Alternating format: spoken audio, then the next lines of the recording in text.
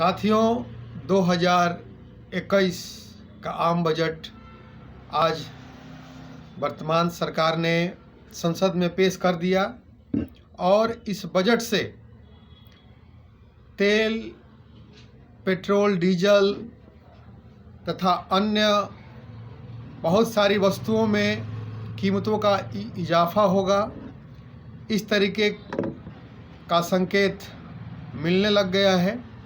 इसके साथ ही और कई नए प्रकार के टैक्स भी जनता के ऊपर लादे जाएंगे, इसका भी संकेत मिल गया है। और इसके साथ ही देश के कई एक बैंकों को निजीकरण किया जाएगा तथा कई तेल कंपनियों का भी निजीकरण किया जाएगा।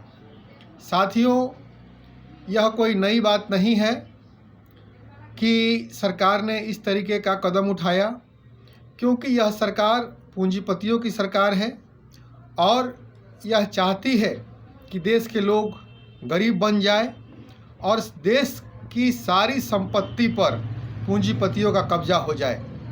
साथियों, यह देश 1947 में जब आज़ाद हुआ, उसके बाद बाबा साहब अम्बेडकर तथा अन्य कई सामाजिक नेताओं ने इस तरीके का संविधान बनाया ताकि इस देश में आर्थिक समानता भी लाई जाए और देश का संपत्ति का सही वितरण जनता में किया जाए। लेकिन इस विचारधारा को वर्तमान राजनीति ने समाप्त कर दिया है और अब ये विचारधारा काम कर रही है कि जनता को गरीब बना करके रखो, जनता को मजबूर बना करके रखो, जनता को कंगाल बना के रखो और उनको गुलामी कराओ।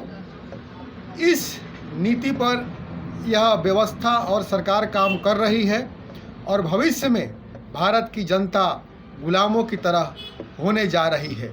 साथियों, जो सामाजिक समानता आर्थिक समानता के बगैर नहीं आ सकती, यह बात बाबा साहब अम्बेडकर ने कही थी, उसका पूरे उल्टे तरीके से वर्तमान सरकार काम कर रही है।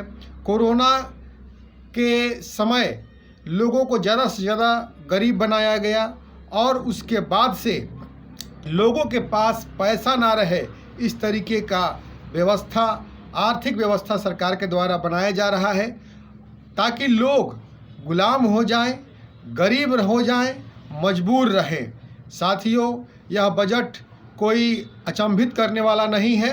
ऐसे ही बजट की अपेक्षा थी, क्योंकि यह विचारधारा ही असमानता की विचारधारा है जो कि भारत के लोगों को कंगाल बनाकर रखना चाहती है और पूंजीपति जो हैं वह इस देश की सारी संपत्ति पर कब्जा बनाकर रखना चाहते हैं। तो साथियों, इस बजट के साथ साथ इस विचारधारा को भी हमें अच्छी तरीके से समझने की आवश्यकता है, जो कि असमानता को मानती है और असमानता को समाज में स्थापित करना चाहती है। धन्यवाद।